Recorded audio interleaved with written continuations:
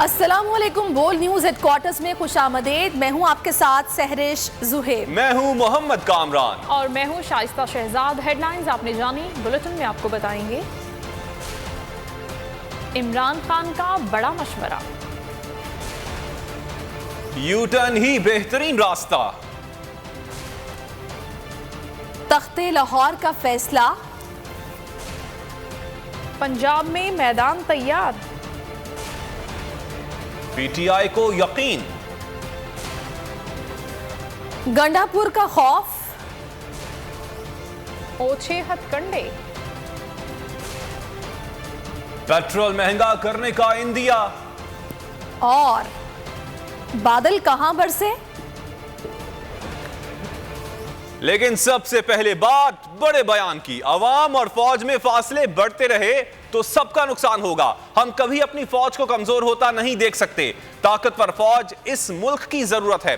फौज हमारा असासा है। जेएमए तहरीक इंसाफ इमरान खान का सेमिनार से खिताब। कहा, जर्नल और लीडर के लिए यू टर्न बहुत जरूरी होता है। गलतियां हो सकती हैं, आपको मालूम है कि गलती हो गई तो वापस हो जाए। इमरान खान पंजाब के जिमनी इंतखाबात में मैदान मारने के लिए भी पुरज़्म। कहा, पंजाब में हमारा मुकाबला सरकारी मशीनरी, इलेक्शन कमीशन और मिस्टर XY के साथ होगा। सेमिनार से किया धुआंधार खिताब। कहा, बंद कमरों में प्लान ए और बी बनता है। जो मंसूबा बनाया गया उसका पाकिस्तान को क्या फायदा हुआ। न्यूट्रल से पूछता हूँ, आपने साजिश को कामयाब क्यों होने दिया। गलती सबसे होती है, गलती को पहचान कर वापस आ जाना चाहिए। जर्नलों और लीडर्स के लिए यू टर्न बहुत ज़रूरी होता है। मजबूत फौज हमारा असासा है। अवाम और फौज के दरमियान फासले बढ़ते गए तो नुकसान होगा।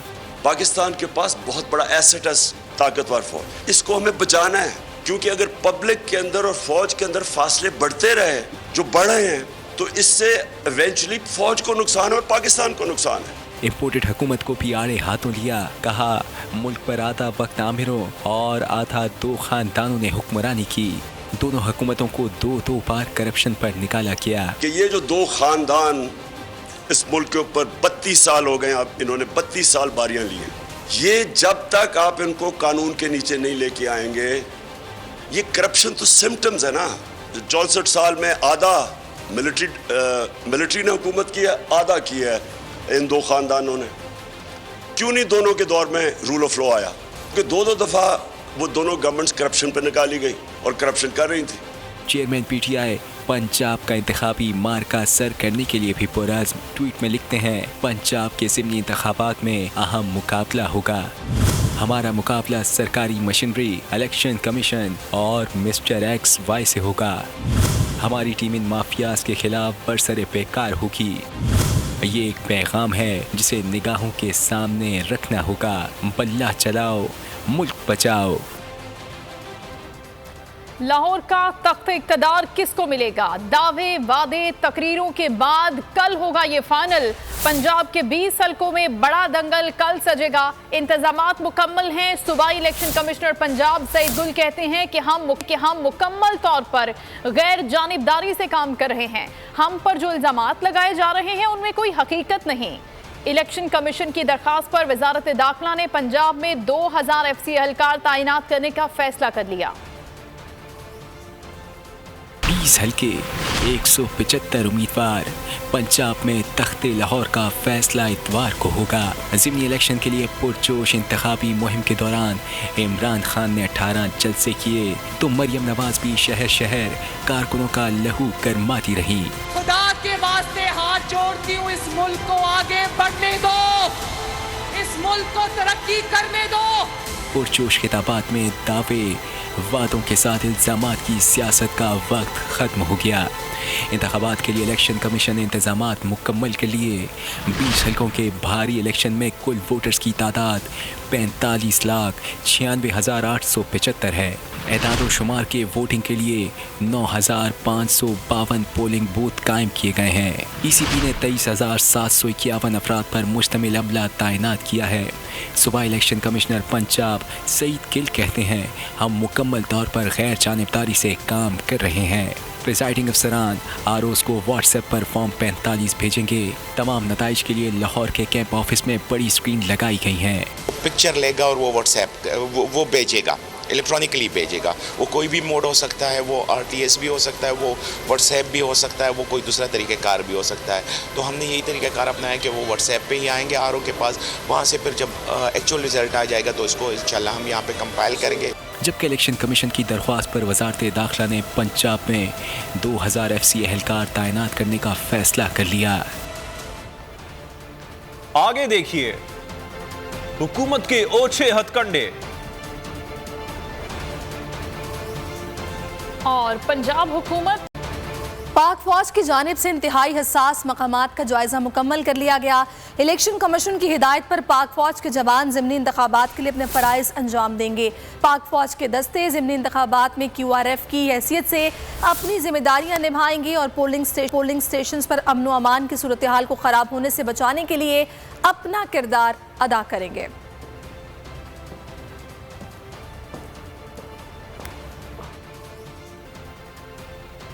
लाहौर हाईकोर्ट ने ज़िमनी इलेक्शन में ECP का मुतल्लिका हल्के से ही पोलिंग एजेंट मुकर्रर करने का नोटिफिकेशन मुअत्तल कर दिया। डॉक्टर यास्मीन राशिद ने इलेक्शन कमीशन की जानिब से ज़िमनी इंतखाबात के लिए पोलिंग एजेंट्स की तैनाती का फैसला चैलेंज किया था। को मिली अहम कामयाबी, इलेक्शन कमीशन का मुताल्लिका हल्के से पोलिंग एजेंट्स मुकर्रर करने का नोटिफिकेशन मुअत्तल। लाहौर हाईकोर्ट ने फैसला सुना दिया। इलेक्शन कमीशन की जानिब से फैसला किया गया था कि पंजाब के ज़िमनी इंतखाबात में मुताल्लिका हल्के से ही पोलिंग एजेंट्स मुकर्रर किया जाएगा, जिसके खिलाफ लाहौर हाईकोर्ट में समाअत हुई। अदालत में PTI के वकील ने कहा कि पोलिंग एजेंट्स कहीं से भी लिए जा सकते हैं, जरूरी नहीं कि पोलिंग एजेंट्स मुताल्लिका हल्के का ही हो। बाहर से कोई खलाई मखलूक तो नहीं आई। इलेक्शन कमीशन को शफाफ तरीके से इलेक्शन कराने चाहिए।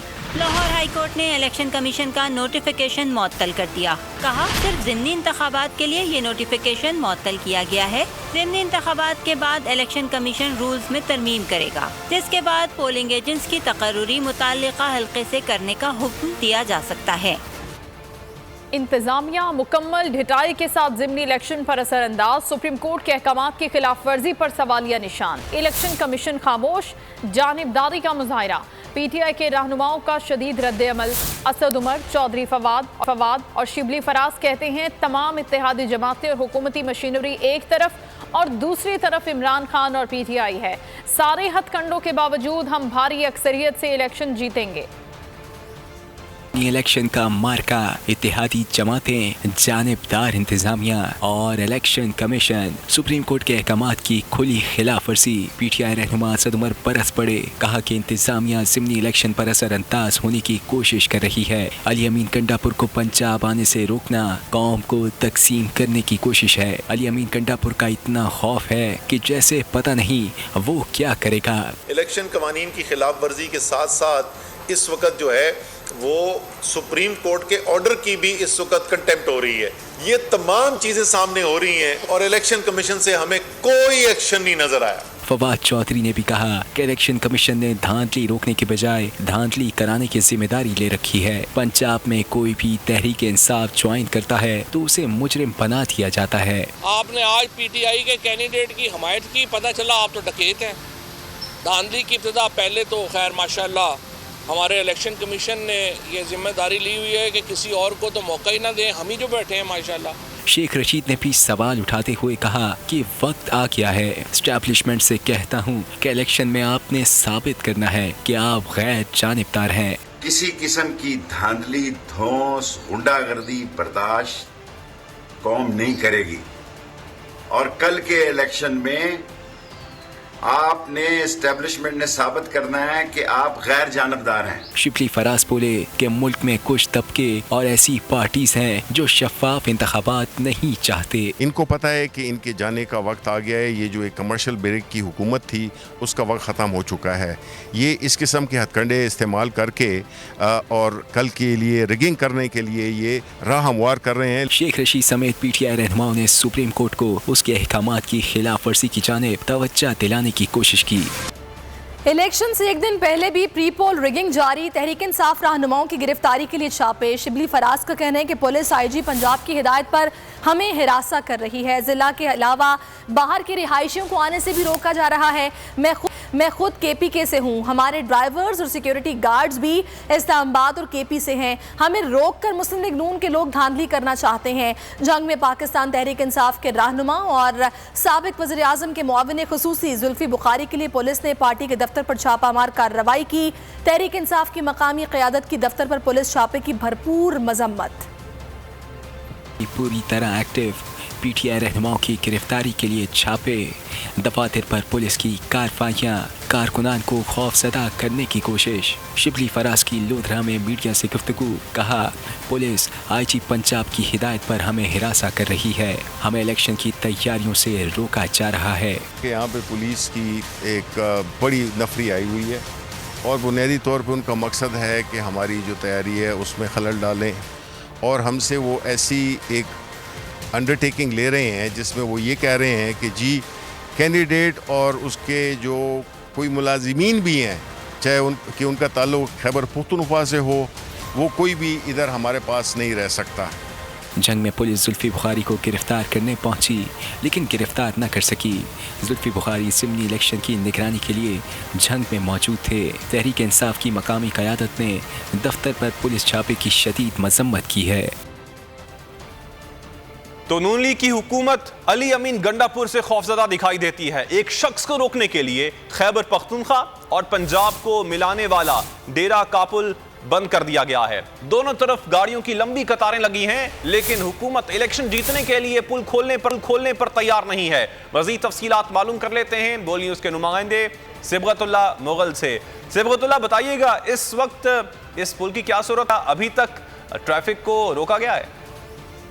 जी बिल्कुल, ये आज सुबह सवेरे ही डेरा दरिया खान पुल को हर किस्म की ट्रैफिक के लिए बंद कर दिया गया था और अभी तक जो है डेरा इस्माइल खान और पंजाब की शहर बरकर की शहर दरिया खान की शहर पे भी सैकड़ों की तादाद में गाड़ियां मौजूद हैं और डेरा इस्माइल खान की शहर पे भी सैकड़ों की तादाद में गाड़ियां मौजूद हैं।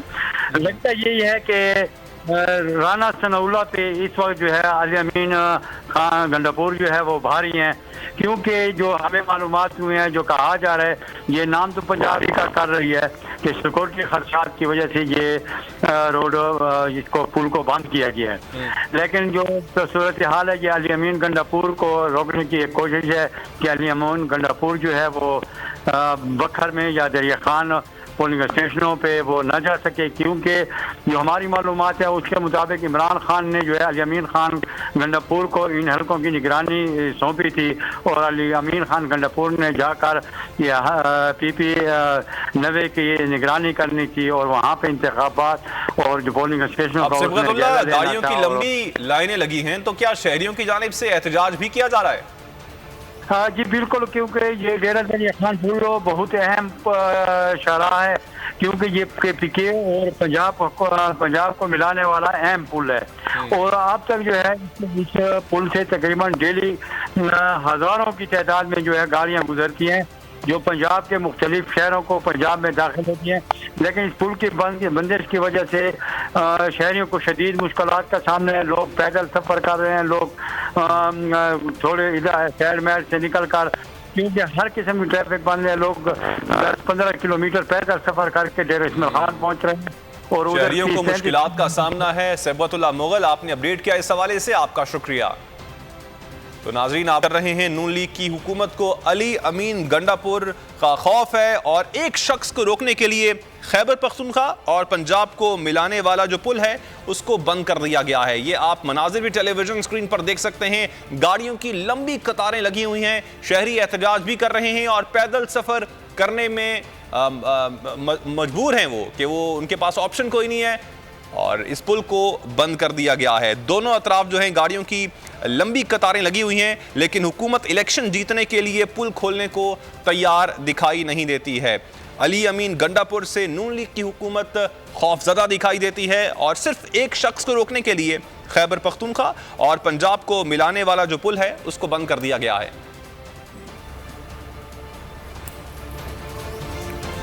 खबरों का सिलसिला जारी है, लेकिन यहाँ पर वक्त हुआ है ब्रेक का। और ब्रेक के बाद देखिए कामयाबी का नंबर गेम क्या? पेट्रोल मजीद महंगा होगा और शर्क पसंदों पर नजर। Full news headquarter. सब्सक्राइब करें और बेल दबाएं ताकि कोई खबर रह न जाए।